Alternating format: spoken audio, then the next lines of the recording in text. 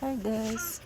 Ang ating dinner ngayon ay spaghetti. Ayan, maghiwa tayo ng mushroom.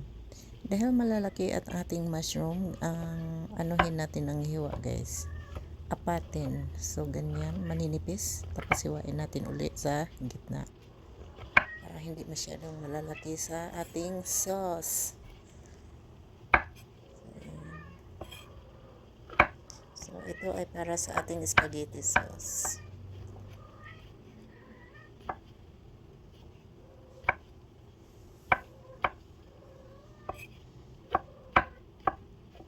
Kung meron kayong green bell pepper, tapos meron kayong Criscong basil, ay ang sarap ng inyong spaghetti sauce Prego. Akin is mushroom lang, garlic at saka onions, tapos ang ating seasoning ay mga dry Italian seasoning. So itong ating garlic. Chili na lang ang pang natin guys, pang smash para hindi na maraming hugasin. Marami tayong magamit sa kusina, kaso lang ang problema, mahirap maraming hugasin, wala tayong tagahugas. Buhay Amerika, tugtog mo na, sayaw mo pa. Tugtog mo na, kanta mo na, sayaw mo pa. So sa Amerika guys, hindi ka pwedeng magkasakit kasi walang dito, walang kapitbahay na malapitan. So yan.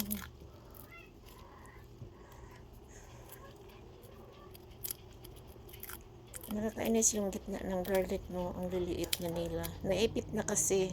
Pero yung sa labas, ang lalaki ng buto. Isayang naman hindi gamitin. Mahal ang garlic. 50 cents ang isang ulo. Kaya pagtiyagaan na natin, o diba?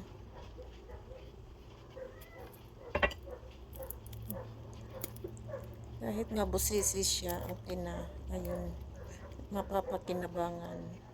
Bawal din ang tamad-tamad sa Amerika, maliban na lang kung mayaman ka.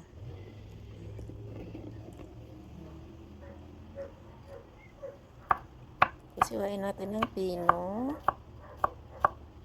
Yan, sabi ko kutsilyo na lang lahat gamitin. Mayroon din tayong pang dyan, garlic mincer, pero marami nga eh. Kagaya ng sinabi ko kanina, mahirap maghugas, maraming kalat. Diba? Magluto ng spaghetti makalat. So, kutsilyo na lang ang gamitin natin guys. Huwag na tayong masyadong choosy. Iba na lang kung maraming gawin mong garlic. Ayan, kailangan mo yung garlic mince. Okay, now. Start now. Kasi kami sibuyas tayo dito. Ayan, tapos painit na natin ang ating mantika. Ang gagamitin natin ay olive oil. Ayan.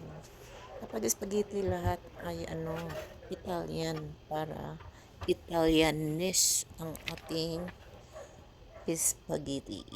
So, ayan na ang ating sibuyas.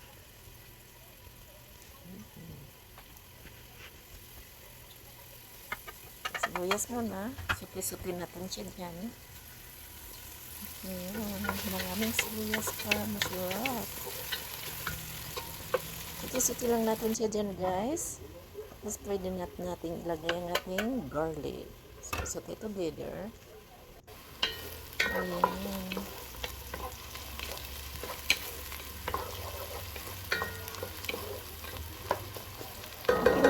Mantika kasi oil, ang ginamit nating oil ay olive. Ito na ang ating dry ingredients. So, yan ay Italian. Tapos, maglagay din tayo ng oregano. So, mas mainam kung ang gamit mo niyan ay fresh. Kaso lang, nasa bukid ka nakatilaw, ganang siya. So, iyan na, nahalo na natin ang ating carne at ang ating mushrooms. So, ayan, suki-suki na muna natin hanggang sa ano siya. Ayan, hanggang sa mag-sear ang ating carne. Diba? Kailangan lutuin muna natin ang carne bago natin ilagay ang sauce kasi ngayon natin yung nagmumukhang diba? Kailangan may texture ang ating sauce. Natandaan ninyo, pinag-mix ko na lahat ang ingredients. Ayan, so pwede na natin ilagay ang ating sauce. Ito ay San Marzano type of kamatis kasi yan ang yan talaga ang ng mga Italian. So yan ang nila. Best kamatis daw po. So, ayan. Totoo naman guys. Subok ko siya. So best kamatis nga ng mga Italiano. Ayan. Oh yes. Kahit Filipino ako, alam ko ang taste ng Italy. So ayan. So ganyan lang yan guys. Anuhin lang na natin siya dyan. Ituloy-tuloy lang natin siya dyan pakuluin hanggang sa lumapot na ang ating sauce. Ayan. Mahinang-mahina ang ating fire kasi pag matagal ang luto mo sa sauce mo, mas masarap. Yeah. No. Huwag minamadali ang sauce kasi yan ang ating driver sa ating spaghetti. Kung baga, yan ang star. So, ito pakulo na natin yung tubig sa ating noodles. Nilagyan ko siya ng asin. Maraming asin guys. So, pag nagpakulo ko ng tubig ng noodles mo, kahit anong noodles, kailangan may asin. Okay? Para malasa ang iyong noodles. So, ayan, haluin ko lang para huwag siya dumikit. Yeah. Itong klaseng spaghetti na to is yung anong tawag doon? Brillo ba yun or bello? But anyway, Italian din siya. Kaya, hindi siya tingnan mo yung tubig, halata mo naman. Hindi siya ma-starts. Clear pa rin ang tubig niya. Kaya, kahit hindi mo siya haluin, okay siya. So, ayan. Alam nyo ba na pag nagpakulo ka ng noodles, ay hindi nilalagyan ng mantika ang tubig. Imbes ang ilalagay mo ay asin. Hindi ko yan alam guys. Lately ko lang yan nalalaman. So, ayan. So, i-ready na natin ang ating sink para na natin ating noodles. Ma-drain na, mainit. So, ayan. I-drain natin doon. Ayan.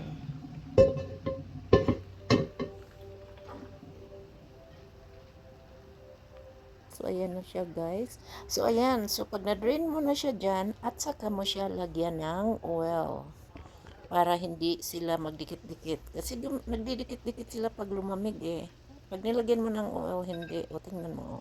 Plating na tayo guys. O, look o. O, diba? Hindi siya madikit. So, huwag matakot sa oil na ginagamit ko dahil olive yan. Healthy ang olive guys. Kaya ayun, pinaliguan ko rin siya ng oil. Para hindi nga dikit-dikit. So, ganyan ang spaghetti namin dito guys. So, ayan, ganyan ang pag-plating. Tapos, sa taas ay, yun ang ating sauce. Ayan. So, dito pala sa sauce, ginadgaran ko siya ng, ng parmesan cheese. Hindi ko na pinakita. Ayan, ginadgaran ko na siya. Ayan, so ganyan lang yan siya. Lagyan natin ng sauce sa taas. Ganun kami, hindi namin hinahalo ang noodles sa sauce. Kasi, ang Italian nga, ganyan nga sila magluto, guys. Tapos, pansinin ninyo, walang hotdog ang aming spaghetti sauce. Kasi, Italian style ito. Tapos, hindi rin ito sweet.